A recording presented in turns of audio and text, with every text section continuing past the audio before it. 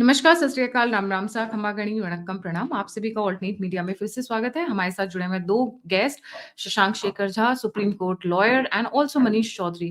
बहुत interesting turn off events हो रहा है। हमारी जुडिशरी को, भारत के अंदर की जुडिशरी को अब बाहर के लोग सबक सिखाएंगे। वो देश जहां पर मनुस्मृति जैसी किताबें और पुस्तकें लिखी जाए, we have the biggest constitution, the largest constitution of the world.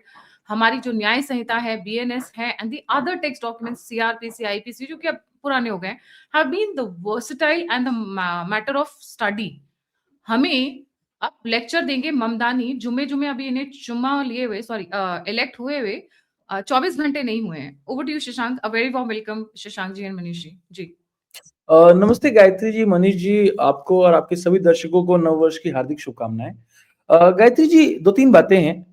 Mamdani की बात सबसे पहले करें। मेयर बने हैं एक छोटे से शहर यूनाइटेड स्टेट्स में, और पहली बार कोई मेयर बन के हिटलर वाला साइन, नाजी साइन दे रहा है।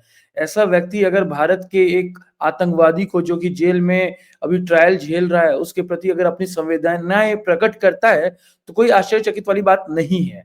लेकिन उससे भी ज्यादा वियर्ड बात यह है कि उसके माता पिता को यूएस बुलाना, उनके वीजा को सैंक्शन करना, उनका फंड करना, और फिर उसके लिए अलग से चिट्ठी लिखना भारत में, जहां पे कि यूएपीए जैसा चार्ज लगा हुआ है। अच्छा, ये चार्ज क्यों लगा हुआ है, ये भी इंपॉर्टेंट है। और सिर्फ ऐसा नहीं है कि ममदानी ने चिट्ठी लिखी है, 8 और सेनेटर्स ने भी चिट्ठी लिखी है। जिसमें मैं नाम देख रहा था, तो एक तो राशिद तालिब है, ठीक है, वो तो चलिए उम्मा वर्ल्ड उम्मा कर रहे हैं, तो अपने कम्युनिटी वाले को करेंगे। बट उसके अलावा भी मैं देख रहा था कि कुछ डेमोक्रेट्स हैं, जैसे जेमी रस्किन है, या एक इंडियन ओरिजिन है प्रमिला जयपाल। मैं और भी देख रहा था कि यूएस रिप्रेजेंटेटिव जेम्स कैम्सू भी है, लियोर डॉगेट भी है, या वहां के सेनेटर हैं जो चिट्ठी लिख रहे हैं। इतनी वियर्ड बात है और इतनी विडंबना है कि ये यूएस के सांसद और या सेनेटर्स लिख रहे हैं। यूएस का राष्ट्रपति भारत आया हुआ था, डोनाल्ड ट्रंप। उस समय में ये उमर खालिद या शर्जिल इमाम और ये सारे लोग इस भारत में आतंकवादी घटनाएं करने की कोशिश करते। दिल्ली में दंगा हो रहा था, एंटी हिंदू रॉइट्स किए, यूएपीए केसेस हुआ, और अब बाकायदा उन पर ट्रायल चल रहा है। उनके बेल जो रिजेक्ट हुए हैं, वो कोर्ट ने रिजेक्ट किया है।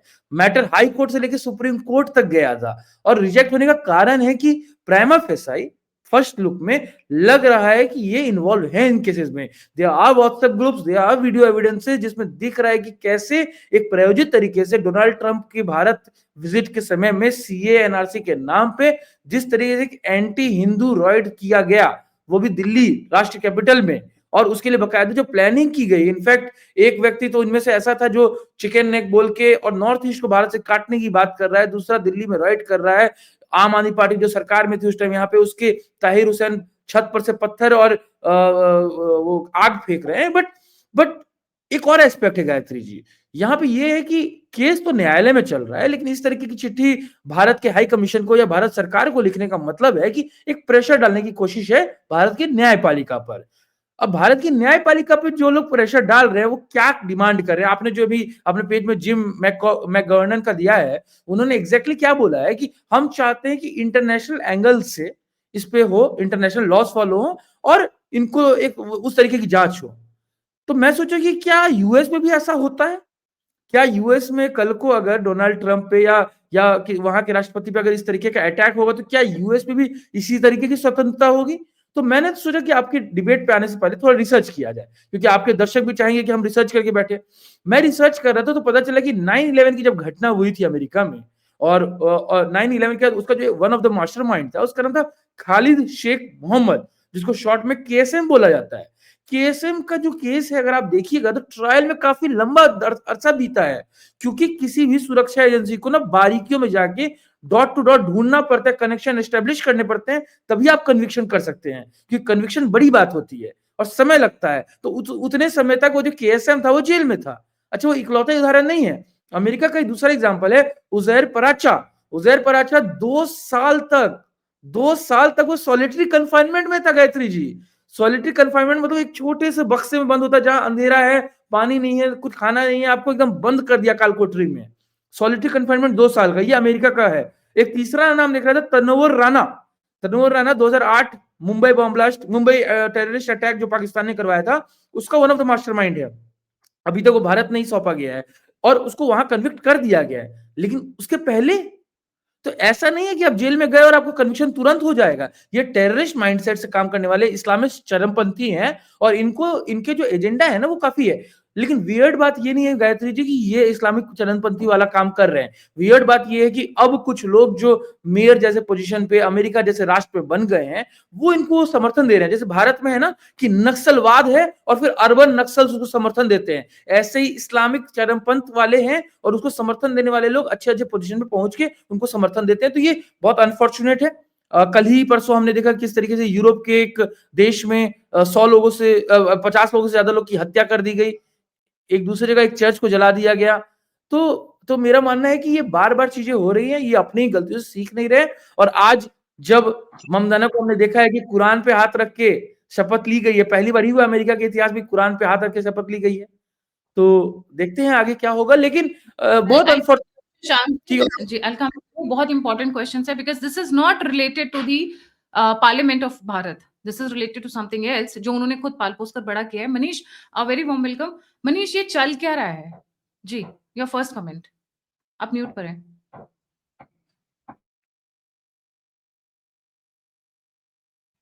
मनीष, या आप म्यूट पर हैं। जी, thank you Gayatri ji.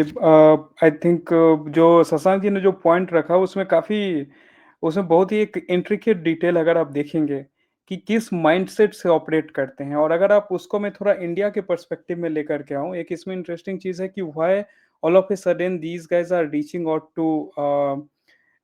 Reaching out to someone like कि यूएस के रिप्रेजेंटेटिव हैं, या उसमें इल्हान ओमर के साथ राहुल गांधी का फोटो आना।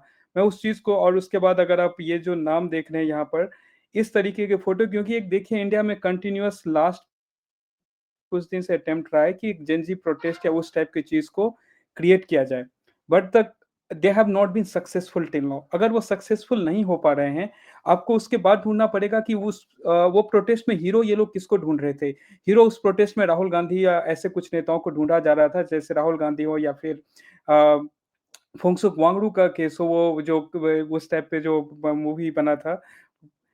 लेकिन वो एक भी हीरो सक्सेसफुल यहाँ पे नहीं होता है। No, they want to go back to the previous strategy, जहाँ पर आपके जो जेएनयू से कुछ ऐसे आई मीन एलिमेंट्स निकलते थे जो भारत तेरे टुकड़े होंगे नारे लगाते थे, और उनको हीरो बनाया जाता था। वो इंटेलेक्चुअल कहलाते थे, और उस इंटेलेक्चुअल के पीछे पूरा का पूरा मूवमेंट ड्राइव होता था। अगर आप नक्सल मूवमेंट को भी उठा लें, तो उसमें आपको जो उसके सबसे टॉप में जो थॉट लीडर होते हैं ना, वो उसी सारे जगह से निकले हुए, और वो इतना लंबा टाइम सस्टेन किया। तो अगर आप देखें तो यहाँ पे फिर से कोशिश है कि ऐसे हीरोज को निकालो जो सही में वो एक बागी दिखे, क्योंकि इनके सारे रिसेंट जो ये तौर तरीके बांग्लादेश या नेपाल से अपनाने का कोशिश की, उसमें से एक भी चीज नहीं चलता है सही से। अब उस चीज को ढूंढने के पीछे एक इनके लिए इससे पहले सबसे बड़ा नारा था अफजल गुरु को लेकर के, एक लंबे टाइम तक वो जो वर्ग है वो लड़ता रहा। अफजल गुरु के बाद जब वो लगा कि वो सब हमारे सबके दिमाग या हमारे सबके याद से वो बाहर जा चुका है, तब वहां से एक नया हीरो निकालो। वो यहाँ पर एक तो कन्हैया कुमार पहले वहां पर था, लेकिन वो पूरे नैरेटिव में ही इज नॉट फिटिंग, क्योंकि वो मुस्लिम नहीं है। एक और दूसरा उसमें हुआ क्या कि वो पहले सीपीएस निकल के now he is in Congress. दूसरा उसमें जो नाम उसी टाइम में निकल के आया था, वो नाम उमर खालिद का था। और उमर खालिद के साथ अगर आप देखेंगे तो उसका एक प्रोजेक्शन है मीडिया में। प्रोजेक्ट उसको कैसे किया जा रहा है कि वो शायर है, वो लिखता है, वो दबा कुचला, वो जो सारा जो उनका नैरेटिव है, उस नैरेटिव का उसका अगर आप लुक देखेंगे and all, he has been projected like that. जैसे बुरहान वानी केस में हेडमास्टर का बेटा था, वो बहुत ही तेज था, उस टाइप के इमेज को बिल्ड करना। अब जब ये हो रहा है, अगर आप इसके वो दूसरा जब अमेरिकन साइड में देखेंगे, तो अमेरिकन साइड में वहां पे दो लॉबी है जहां से वहां पैसा आता है, ग्रुप अगर बोले तो जो रिपब्लिकन के फेवर में वो जो यहूदियों का लॉबी है वहां पर, और जो दूसरा है जिसमें अभी नया चेहरा ममदानी निकल करके आ रहा है, वो चेहरा है कि वो जो डेमोक्रेट्स जो एकदम पढ़े लिखे सोफिस्टिकेटेड इंग्लिश बोलेंगे, और आपको लगेगा कि सब बढ़िया है, और उसके पीछे फिर और जो भी कांड होना है वो बुर्का के पीछे होना है। तो वहां पर उस वाले लॉबी में अगर देखें तो इनके लिए सारे वैसे कॉज जो आपसे 4500 किलोमीटर दूर पे हो रहा है, 5000 किलोमीटर दूर पे हो रहा है, चाहे पॉलेस्टाइन को फ्री करवाना है कि उमर खालिद को कैसे ट्रायल होना है, इस चीज पे क्वेश्चन, ये वो सारे टॉपिक्स उठाते हैं और उसके लिए काइंड ऑफ एक अपने आप को प्रोग्रेसिव वर्ल्ड, क्योंकि उस वर्ल्ड को रिप्रेजेंट करने के लिए दे फॉलो दैट पाथ। ये दोनों चीज यहाँ पे एक जगह पे आकर के मिल रही है। वहां पर भी नीड है, क्योंकि अगर आप डेमोक्रेटिक सेटअप को अमेरिका में देखेंगे तो they do not have any leader at all right now.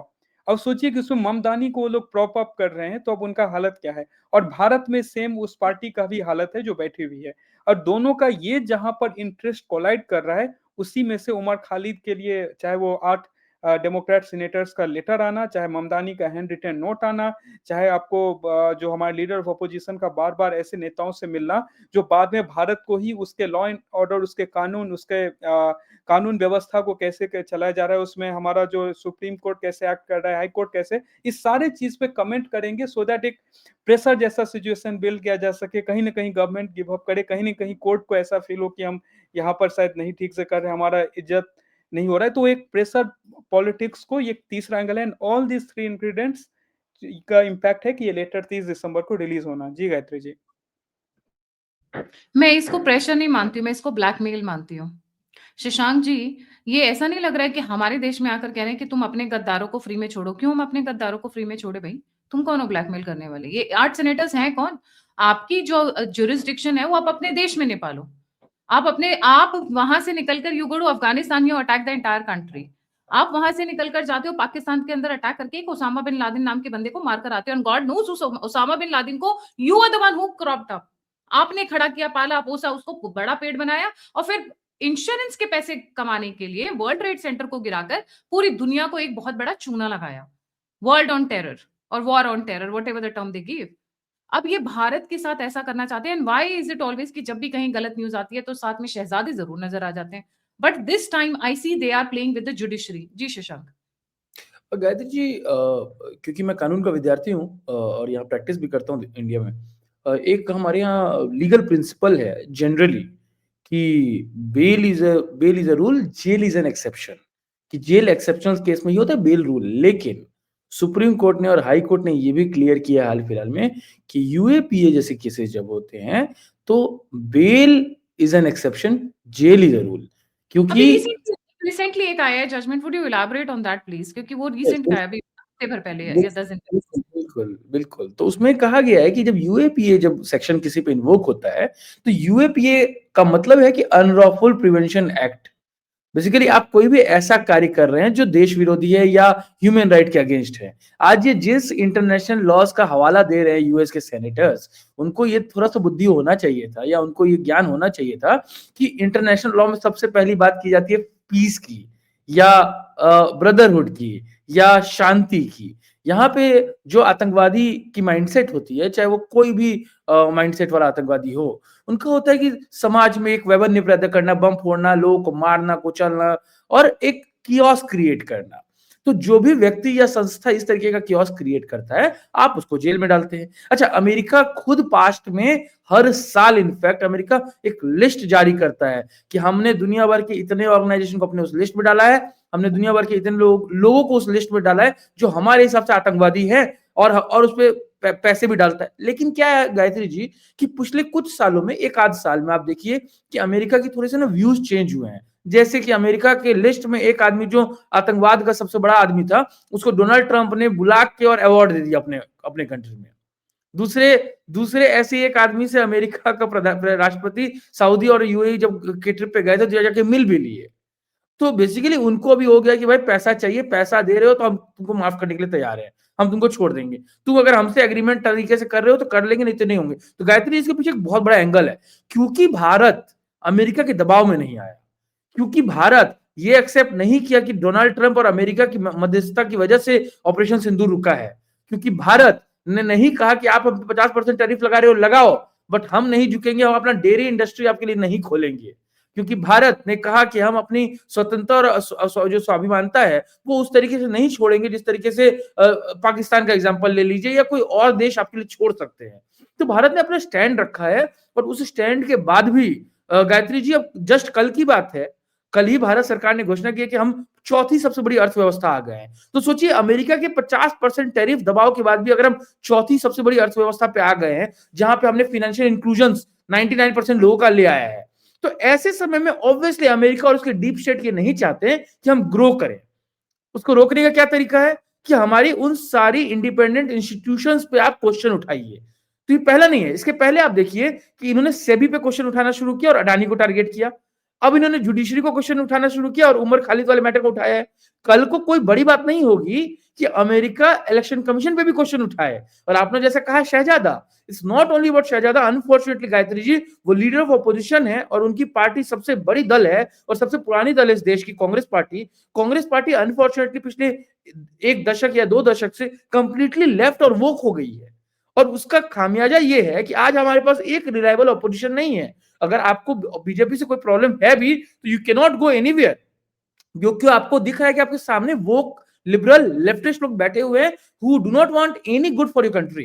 तो जी, ये जो what was that judgment that came अभी जो सुप्रीम कोर्ट का जजमेंट आया था कि यूएपीए में jail is the norm and bail is the exception, क्योंकि आपकी फ्रीडम ऑफ एक्सप्रेशन, आपकी speech cannot be this thing cannot go unguarded when it comes to safety and security of Bharat. I'm sure अभी recent की judgment है Shashank, since you हाँ नहीं, practice बिल्कुल थोड़ा बिल्कुल सा ये elaborate करें। हाँ नहीं, बिल्कुल ये यूएपीए में ही आया था और इनफैक्ट 2024 का ही केस है इसमें कि क्योंकि ये केस का नाम था शायद एनआईए का जहूर अहमद वाला केस है।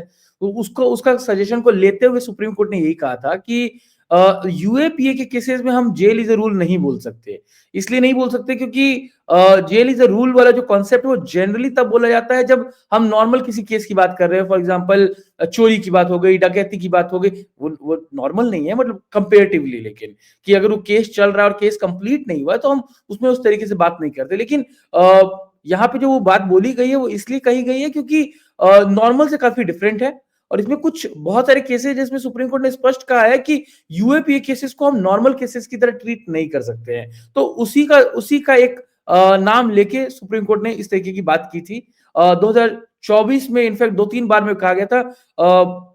इनफैक्ट एक रिटायर्ड कॉप था, उसके बेल के प्ली में था, उसका नाम था जलालुद्दीन खान। उसके समय में भी यही कहा गया था, यूएपीए का ही केस था। तो उस समय फिर एक नया हमने सुप्रीम कोर्ट में एक और चीज देखा गायत्री जी, ये जितने भी लेफ्ट वाले वकील हैं या कांग्रेसी वकील हैं, इन्होंने यूपीए के उस प्रोविजन को ही चैलेंज करना शुरू कर दिया, उसी कॉन्स्टिट्यूशनल वैलिडिटी को, जो कि फॉर दैट पॉइंट कांग्रेस के समय में ही लाया गया था।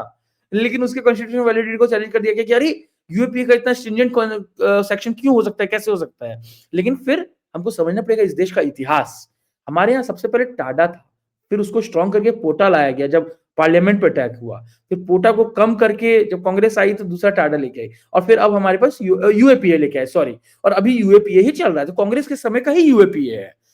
यूएपीए में कहा गया कि हम किसी जो जो एक अगर मेरे को आपके पास कोई सबूत मिलता है तो मैं आपको अरेस्ट करता हूं अगर इंस्टीट्यूशन, तो ये आपकी जिम्मेदारी है ये साबित करना कि मेरी गलती नहीं है। लेकिन उसके बाद भी ये जो भी कानून में लिखा हुआ है उसको छोड़ दीजिए। कोर्ट के सामने जब आप बेल फाइल करते हो तो कोर्ट सब कुछ को देखता है। वो आपके सबूत और गवाह में नहीं घुसेगा, बट प्राइमा फेसाई देखिएगा कि क्या आपने बेल के लिए बना दिया। और भारत जितना लिबरल देश है उसमें हाई कोर्ट या सुप्रीम कोर्ट में बेल के लिए लोग कंसिडरेट हो जाते हैं। स्पेशली तब Gayatri ji, just give me 1 minute, specially तब जब इस तरीके की उमर खालिद या शर्जील इमाम जैसे लोग 5 साल से जेल में है, ऐसे समय में और ज्यादा चांस हो जाता है कि बेल शायद मिल जाएगा। लेकिन गायत्री जी मैंने पढ़ा है, इनके जो सबूत सुप्रीम कोर्ट के सामने और हाई कोर्ट के सामने गए हैं वो मैंने देखा है, उसमें किस तरीके से कॉन्स्पिरेसी बना रहे हैं। It's about actress Rhea and mens rea both. ये सोच भी रहे हैं घटिया, कर भी रहे हैं घटिया, और सिर्फ किया नहीं है, अंकित शर्मा जैसा आईबी ऑफिसर मर गया, कई सारे हिंदू मर गए, कई सारे उनके घर जला दिए गए। और ये सब कब हो रहा है? जब सीसीटीवी की निगरानी में अमेरिका का राष्ट्रपति भारत आया हुआ। और अनफॉर्चुनेटली अमेरिका के लोग आज इस तरीके की चिट्ठी लिख रहे हैं। जी, actus rea and mens rea means कि where the intentions are also evil and the actions are also evil. They both match and so the proof becomes lawyers. Yeah. Manish ji, मैं ममदानी पे आ रही हूँ। ममदानी मुझे ओबामा 2 लग रहा है। आप थोड़ा सा इस पे इलैबोरेट करेंगे? Obama 2 was a project of the अदृश्य राज्य, गहरा राज्य है, उसको जानबूझकर लाया गया। उनकी मैडम पुरुष हैं या महिलाएं, उनकी सेक्सुअलिटी में मैं नहीं जाऊंगी, पर किस तरीके से ट्रांसजेंडर्स का और एलजीबीटी कम्युनिटी का बाकी सब कुछ चलता रहा, छोड़ दीजिए वो। But now the situation is getting more and more worse. जी, ओवर टू यू मनीष।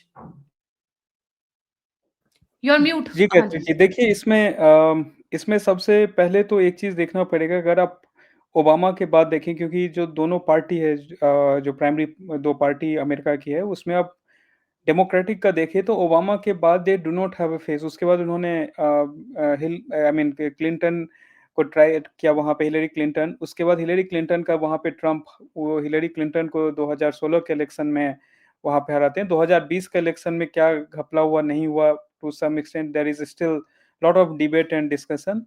वो इलेक्शन वहाँ पर ट्रम्प हारते हैं। एंड अगेन, क्योंकि अगर आप देखें तो जो बाइडेन भी ओबामा के टाइम में ही काइंड ऑफ एक पर्सोना बिल्ड किया गया था, उसी पे ही कंटेस्टेड एंड ही वॉन।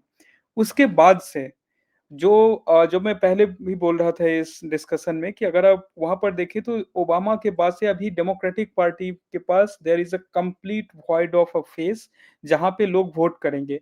उसके वोटर्स कौन है? उसके जो वोटर्स हैं वो अधिकतर वैसे ही लोग हैं जिस जहां आप देखेंगे, एक वो जो स्यूडो प्रोग्रेसिव माइंडसेट, वो स्यूडो सेकुलर वाला जो इंडिया में उसी टाइप के माइंडसेट से जो वहाँ वोट करते हैं, वो एक कैटेगरी है जहाँ पे बहुत ज्यादा इमिग्रेंट्स वहाँ पे वोट करते हैं डेमोक्रेटिक को।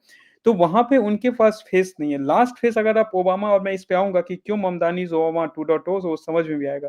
ओबामा का अगर आप बैकग्राउंड उठा करके देखें तो ओबामा का भी एक बैकग्राउंड उसी से आता है कि एक मुस्लिम फैमिली में जन्म हुआ। उसके बाद मीन डेफिनेटली वो होनोलुलु में ओबामा का बर्थ प्लेस है। And then he converted to क्रिश्चियनिज्म and lot of other discussion. और देयर इज ऑलवेज एक सॉफ्ट जो मुस्लिम एंड क्रिश्चियन के बीच का जो एक इमेज है वो स्टक रहा।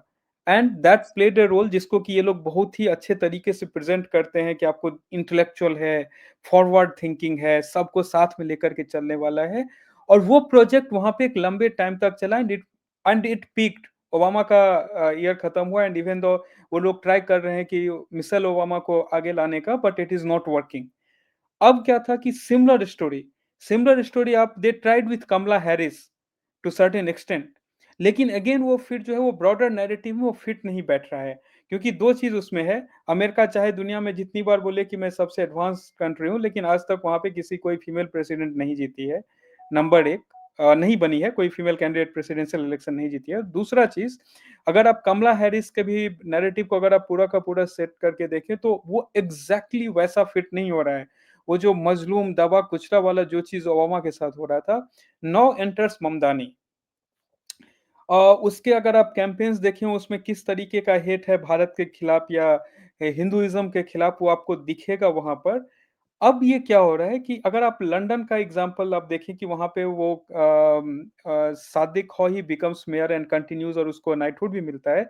वो सिमिलर स्टोरी को अगर वहां पर ममदानी के केस में आप ट्राई कीजिए, और उसके बाद जब आप देखेंगे कि उसका राइज न्यूयॉर्क के मेयर तक, क्योंकि he will not just stop at New York mayor, हो सकता है आपको विद इन 10 ईयर्स, जो कि मुझे लग रहा है कि शायद 10 to 12 ईयर्स, वो भी मैं ज्यादा बोल रहा हूँ, उससे पहले ही will be in the race of from Democratic Party presidential election के लिए।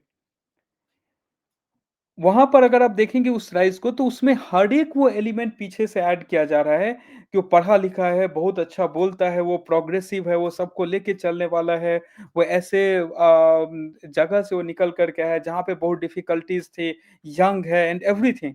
क्योंकि अगर आप ओबामा का भी एज देख लें तो Obama by 47 his presidency was over, और 47 और 50।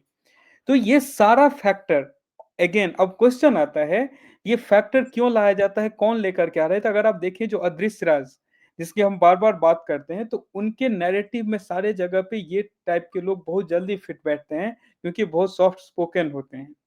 Soft spoken in the sense कि जब वो बोलेंगे तो एक बड़े ग्रुप उसको एक्सेप्ट करेगा। जनरली जो हार्ड लाइनर्स हैं, अगर आप चाहे इंडिया के केस में आप उसको पहले आप मोदी को बोलते हो या फिर आप योगी को बोलें, या फिर इन के कॉन्टेक्स्ट ऑफ अमेरिकन जो रिपब्लिकन पार्टीज हैं वहां पे आपको जनरली, चाहे वो डोनाल्ड ट्रंप ही क्यों ना हो, वो एक हार्ड लाइनर जो है वहां पर, उसका एक्सेप्टेंस जो एक्सेप्ट कर रहा है वही रहेगा। उसका ब्रॉडर जो स्विंग ग्रुप है उसमें बहुत कम जाता है। No, he is the right example at the right place, New York का मेयर बनना, बिकॉज वो ही सारे इज द एलिमेंट राइट बैठता है। Exactly. Now, this guy connected with the Adrisha Raj is trying to pressurize our judiciary. He's trying to play games with the judiciary. मैं यहीं पे शशांक से एक चीज पूछना चाहूंगी। सी ही इज ओबामा टू। एक तरफ राइट प्रेशर क्रिएट करना शुरू किया, दूसरी तरफ हमारी जुडिशरी, बीच में मोदी गवर्नमेंट और यूएस गवर्नमेंट का ऑलरेडी ट्रेड डील को लेकर face off. How do you see it? Gayatri ji, definitely इस देश के इंडिपेंडेंट इंस्टीट्यूशंस को टारगेट करने का ये पहला प्रयास नहीं है, और अनफॉर्चुनेटली अपोजिशन भी अब उन फॉरेन पावर्स के साथ है। इनफैक्ट पास्ट में हमने देखा कि किस तरीके से कांग्रेस के नेता पाकिस्तान में जाके बोलते हैं कि आप भारत की सरकार को हटाइए ताकि हम कुछ कर पाए, या अमेरिका में और यूरोप में जाके राहुल गांधी खुद कहते हैं कि आपको बोलना पड़ेगा, आपको आना पड़ेगा, आपको इंटरफेयर करना पड़ेगा भारत के आंतरिक मामलों में। तो वो काफी काफी अलग हद हद का कार्य हो रहा है। तो आज जुडिशरी को टारगेट किया जा रहा है, वो शायद उसी का भी एक प्रारूप है।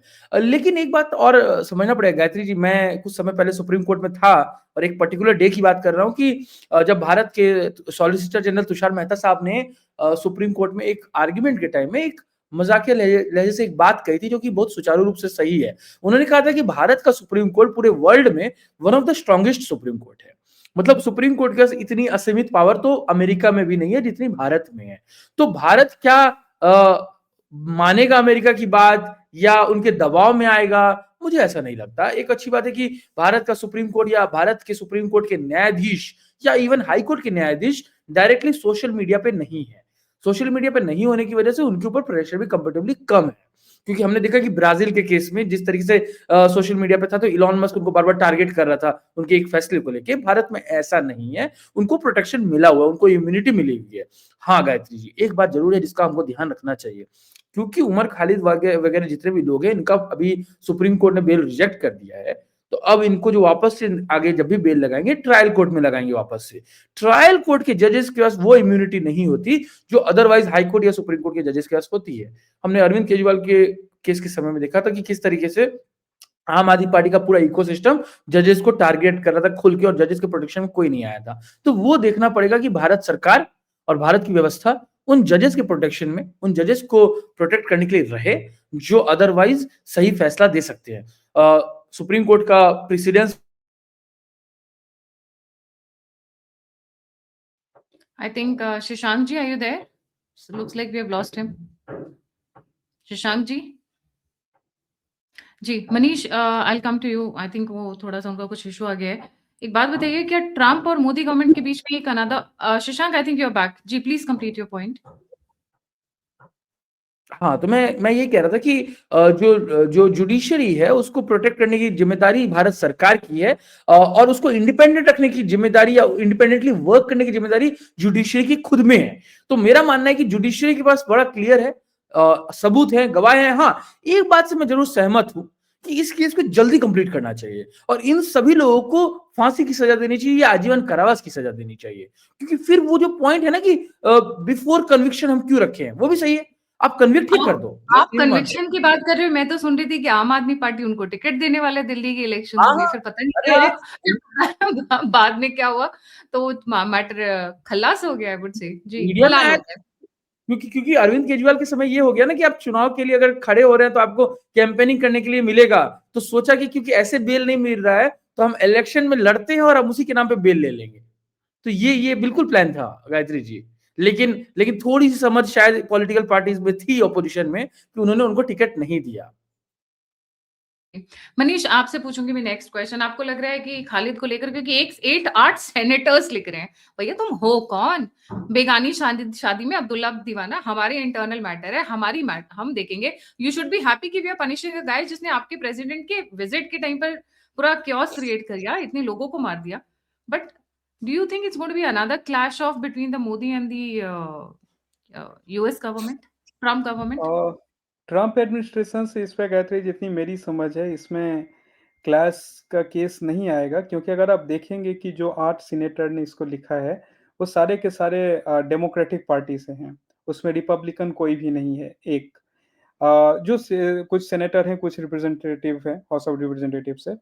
तो इसमें ट्रम्प एडमिनिस्ट्रेशन के साथ इसमें नहीं आएगा, और पर्टिकुलरली जो ग्रुप इसमें एक्टिव है, जैसे उसमें एल्हान का है या फिर एक दो जो और जिससे हमारे लीडर ऑफ अपोजिशन मिले हैं, वो जैन स्क्वास्की करके जो बंदा है, वो I mean I think she is a lady, I don't know.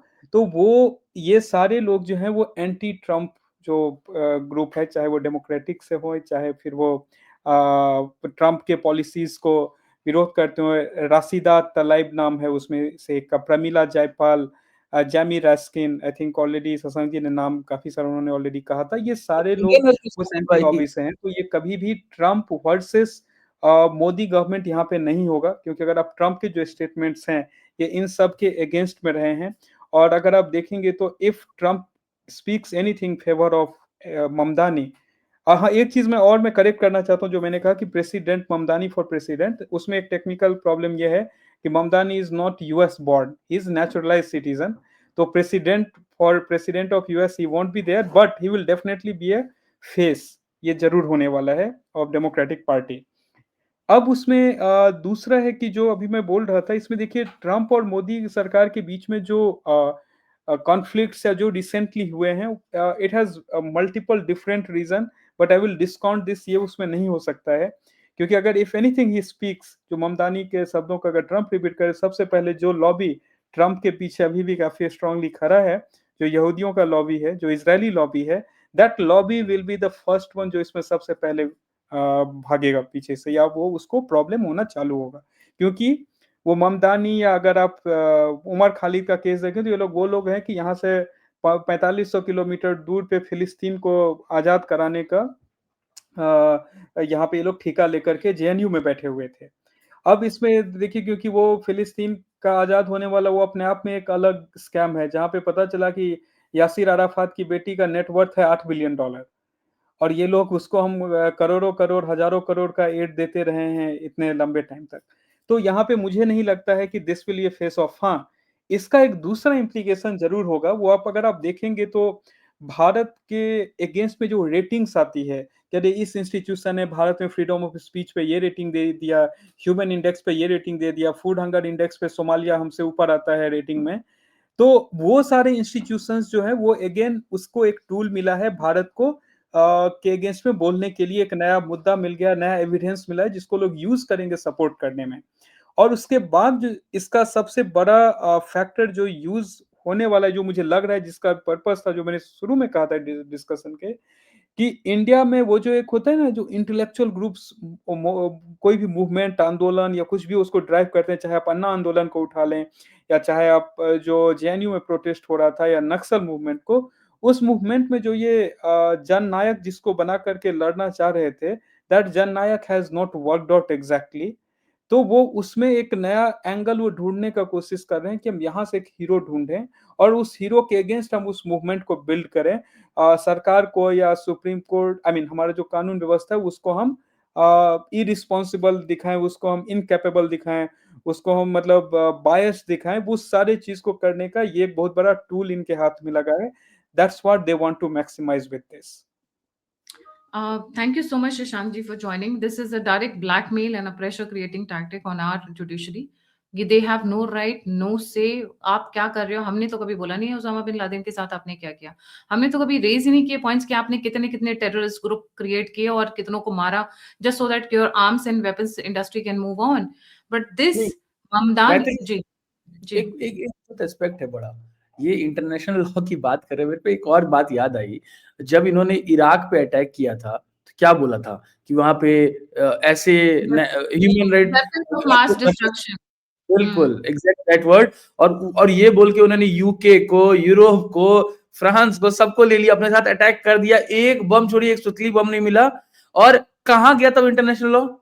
अच्छा, उसके बाद लीबिया पे अटैक कर दिया, इवन मतलब ओबामा के टाइम में ओबामा को नोबेल पीस प्राइज मिला, जैसे मनीष भाई बोल रहे थे कि बहुत कम एज में बन गया वो प्रेसिडेंट वहां का, उसको नोबेल पीस प्राइज मिला, अगले ही दिन 1700 बम फोड़ दिया उसने, अपने कार्यकाल में 1700 बम फोड़ा है। अच्छा, उसके बाद बाइडेन आया, बाइडेन ने अफगानिस्तान में जो किया, या सीरिया में इवेंचुअली जो हुआ, इनफैक्ट ओबामा के टाइम में तो आईएसआईएस इतना बड़ा बन गया। तो इनका अपना इतिहास, अपना चरित्र कितना खराब है, और क्योंकि अकाउंटेबिलिटी है नहीं, ये चाहते दुनिया भर इनको अकाउंटेबिलिटी दे। मैं अगेन वही कह रहा हूँ गायत्री जी, अब भारत पे हर तरीके का प्रेशर आप देखिएगा बढ़ेगा, क्यों बढ़ेगा? क्योंकि भारत इकलौता वो राष्ट्र है गायत्री आज की डेट में जो हर दो पोलर के कंट्री से बराबरी में जाके बात कर पाता है। फॉर एग्जाम्पल भारत इराक से ही बात कर पाता है और अमेरिका से भी, रशिया से ही बात कर लेता है, यूक्रेन से भी, इजराइल से ही बात कर लेता है, पैलेस्टाइन से भी। तो भारत को किसी से बात करने में दिक्कत नहीं है। भारत ना किसी का साथ देता है ना किसी के अपोज में जाता है, लेकिन भारत एनएम वाला पॉलिसी फॉलो नहीं कर रहा है। भारत बोल रहा है कि हम साथ हैं, हम पीस के साथ हैं और हम आपके साथ वो प्रॉपर कॉर्पोरेशन करेंगे जिसमें हमारा फायदा है। तो भारत अपना फायदा देख रहा है, अमेरिका को अच्छा नहीं लग रहा है, तो अमेरिका वो हर तरीके का शाम नाम दंड भेद कर रहा है। देखिए शाम के हिसाब से उसने प्रेशर डालना शुरू कर दिया अमेरिका मोदी जी पे कि आप मानिए कि सीज फायर हमने किया। दाम के नाम पे उसने क्या किया कि हम पे 50% का टैरिफ लगा दिया और फिर एडिशनल 25% टैरिफ लगाया। दंड में उसने अभी लगाना शुरू कर दिया कि भाई दूसरे कंट्रीज को भी प्रेशर कर रहा है कि इंडिया के साथ आप रिलेशनशिप अच्छा ना रखो, चाहे वो बांग्लादेश का एग्जांपल हो, नेपाल का एग्जांपल हो या पाकिस्तान का। ये ऐसा नहीं है कि बांग्लादेश, नेपाल और पाकिस्तान अपने दम पे भारत से लड़ रहे हैं, सब कुछ हो रहा है। और चौथा भेद, ये क्या कर रहा है कि वो सारे कंट्रीज जिनके रिलेशन इंडिया से खराब है उसको और खराब करने की कोशिश, और जिनसे अच्छे हैं उनको खराब करने की कोशिश। जैसे कि चाइना ने अभी काउंटर में बोला है कि हम भारत से खराब रिलेशन नहीं चाहते, कनाडा ने बोला हम भारत से खराब रिलेशन नहीं चाहते, यूरोप ने एफटीए साइन कर दिया, नीदरलैंड ने एफटीए साइन कर दिया। तो मेरा मानना है कि भारत का जो प्रोग्रेस है वो खटक रहा है अमेरिका को। वही अमेरिका या वही यूरोप जिसने पाकिस्तान को क्रिएट किया था भारत को नीचे रखने के लिए, जिसने चाइना को आगे प्रोवोक किया था कि भारत से उलझे रहो ताकि भारत नीचे रहे। क्योंकि एक समय था जब भारत का जो जीडीपी था वो पूरे वर्ल्ड का 25% होता था। आज की डेट में जब भारत वही वापस क्लेम करने की कोशिश, आई एम सेइंग बहुत दूर है हम, लेकिन हम आगे बढ़ने की कोशिश कर रहे हैं, डेवलप होने की कोशिश कर रहे हैं, तो डेफिनेटली ये जो डीप स्टेट है, मनीष भाई जो इनडायरेक्टली बताना चाह रहे थे कि अमेरिका का एक सरकार होता है और एक डीप स्टेट होती है, तो अमेरिका की जो डीप स्टेट है वो ट्राई कर रही है कि भारत किसी तरीके से इन सभी चीजों में उलझा रहे। But I am very happy कि भारत में एक सशक्त सरकार है, एक अच्छा प्रधानमंत्री है, स्वतंत्र एजेंसीज हैं। आई विश थोड़ी सी ये अकल हमारे अपोजिशन को भी आ जाए, जो अपने पॉलिटिक्स में तो रहे लेकिन इंटरनेशनल फोरम और उनके पॉलिटिक्स में ना फंसे। वो हमारे भारत के लिए बहुत अच्छा रहेगा। जी, thank you so much Shashank ji for joining. Thank you Manish ji for joining. जाने से पहले सभी व्यूअर्स से रिक्वेस्ट है, please don't forget to like, subscribe and share the alternate media. अगर आप कंट्रीब्यूट करना चाहते हैं तो नंबर और यूपीआई स्क्रीन के ऊपर है। आप फीडबैक देना चाहते हैं, मुझसे जुड़ना चाहते हैं तो सभी के सभी लिंक्स डिस्क्रिप्शन बॉक्स में। इसी के साथ जय हिंद, जय Shri Ram, Har Har Mahadev. Thank you Shashank, thank you Manish ji.